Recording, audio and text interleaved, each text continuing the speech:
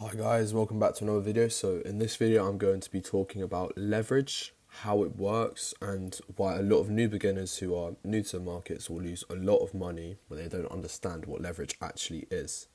So a simple definition of leverage is a line of credit between you and your broker. So I'm going to explain it to the next slide.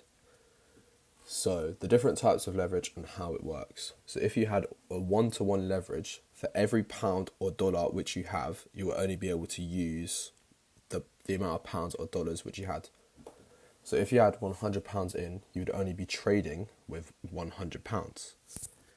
Same goes for a 30 to 1 leverage. So if you had £1 in, you would be trading with £30 of credit. Or if you had £10 in, you would be trading with £300 worth of credit. Also the same goes for 100 to 1. So for every pound, you would have £100 of credit, and for 500 to 1, for every pound, you would have £500 worth of credit. So what you need to consider when you are using leverage. So in any markets, you need capital to make profit of the market. In Forex, price doesn't change that much. The most it will change is around 1 to 3% a day, which is still like massive for the Forex market considering the amount of lot size you're using. So if you're using low amounts of capital, you would need a high amount of leverage. This is because Forex markets do not move as much. If you were in the crypto market, you may be able to make profit off having £100, £50 worth of capital, but in the Forex market, if you're using a one-to-one leverage, there's no way you're going to be able to make money or even place a trade because you won't actually have enough money to place the trade.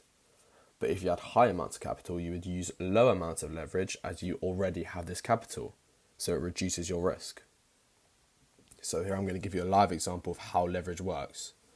So say you had £40 in your account and you had a 500 to 1 leverage. You would be trading with around £20,000 this is the maximum obviously. So let's take gold for example. We'll say in this scenario, I'm going to take you onto the trading view. We'll say that gold is worth $2,000. You would have enough credit to buy 10 amounts of gold. So let's have a look at how this would work on trading view. Put this into full screen. So, say you was to put a buy order at 1980 and it went all the way down to 1950 and you were using all of your leverage. So that's a $30 move. 30 with a $30 move and a 500 to 1 leverage, you would be making thousands of pounds, hundreds of pounds, which you shouldn't theoretically be doing with a £40 account, because you also need to take into the spread. So with brokers, there's a spread, and normally on gold it may be 1 pip, 2 pips, but if you're using all of your leverage, just to activate the trade, it may cost you £10. This gives you only £30 on a really huge lot size trade, and considering the volatility of gold, it can go up and it can go low. It doesn't always just follow the trend of the market. Sometimes it may go up and take out people's stop losses, and it may go down and take out other people's stop losses, and you want to be on the right side of the market. So if price was to go from 1980 to around 1985 and you had £40 in your account, that is your account fully gone, definitely.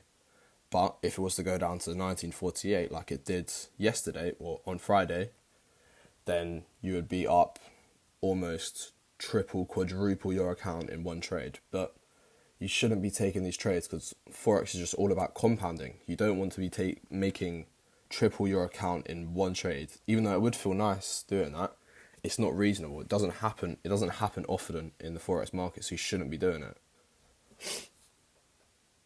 So, how do people lose their accounts because of leverage? As I just explained, you're trading with money which is only a percentage of yours, so you need to be careful with your lot sizes. If you're using massive lot sizes and there's a big spread with your broker, you may get stopped out before you even take the trades. So you don't want to be losing all of your money. And also when it comes to the volatility of the market, whilst looking at market direction might be useful for you, market direction doesn't always follow the same direction which is following. So let's take gold for example. You can see that it's a very volatile market. With gold, you should not be using maximum lots that you can use. You should be trading, if you had £100 in your account, you should be trading 0.01 lots. That's why I advise for every £100 of capital which you have, you use 0.01 lots. If you have £200, you do 0.02. When you get to £1,000, you'd be using 0.1, which is still quite a lot. You'd be able to make enough money as a day trader with £1,000 of capital. So thanks for watching this video on leverage. Make sure you like and subscribe to see more content like this. I'll be uploading a video tonight on smart money concepts, so make sure to keep your eyes open. Interestingly, smart money concepts is one of the trading methods which I use. It's the way you can trade like the banks, so make sure to watch out for this tonight. Thank you guys for watching.